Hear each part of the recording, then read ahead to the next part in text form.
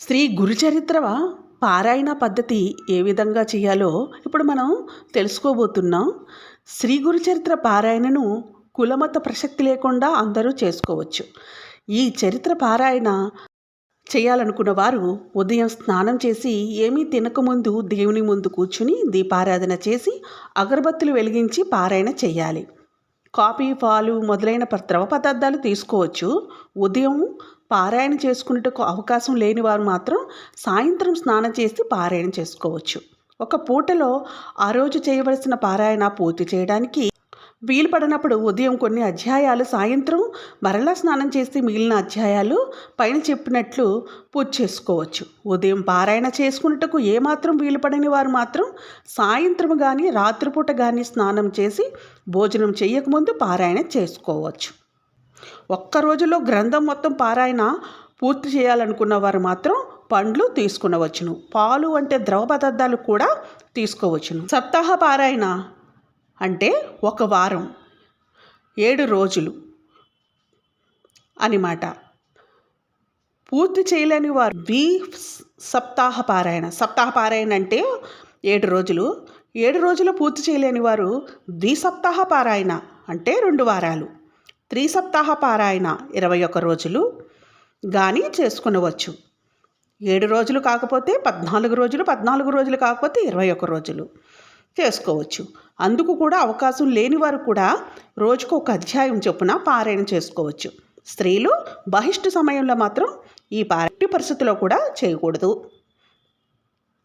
సామాన్యంగా మనం పారాయణ చేసే గ్రంథం ఎవరికి కొన్ని అవర్ధాలు, కొన్నిసార్లు పారాయణ పూర్తి అయ్యాక కొద్ది దక్షిణతో పాటు ఆ గ్రంథము ఒకటి ఎవరికైనా దానం చేస్తే ముల్లోకాలలోనూ దానం చేసిన పుణ్య ప్రతిఫలం వస్తుంది.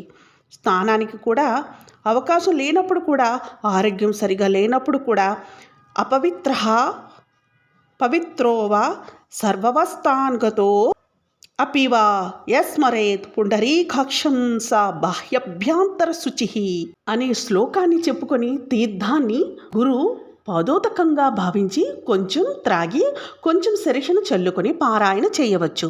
హృదయ కమలంలో ఉన్న చైతన్యమే తన నేత్రముగా గల భగవంతుని స్మరిస్తే ఎట్టి స్థితులలో ఉన్నవారైనా బాహ్యభ్యంతరముల యందు శుచి అవుతారు అని ఈ శ్లోకానికి అర్థం.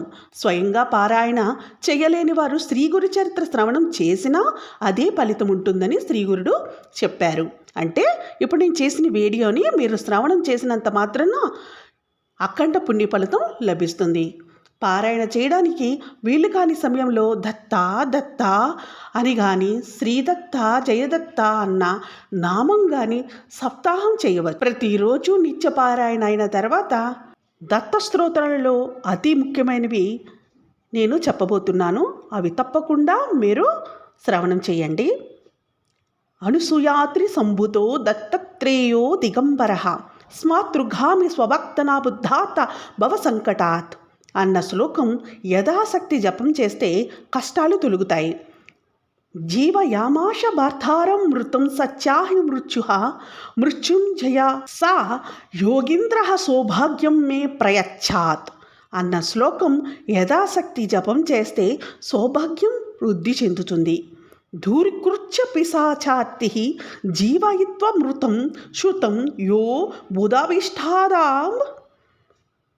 బుధభిష్టాద పాదు శనః సంతాన వృద్ధికృత్ అన్న శ్లోకం యథాశక్తి జపం చేస్తే సంతానాన్ని ప్రసాదిస్తుంది. దారిద్ర విప్రగేహేయా సాకం భుక్తోత్తమ శ్రియం దదో శ్రీ దత్తదేవ దారిద్ర్య శ్రీపదోవాత్ అన్న శ్లోకం యథాశక్తి జపం చేసినట్లయితే దరిద్రాన్ని తొలగిస్తుంది.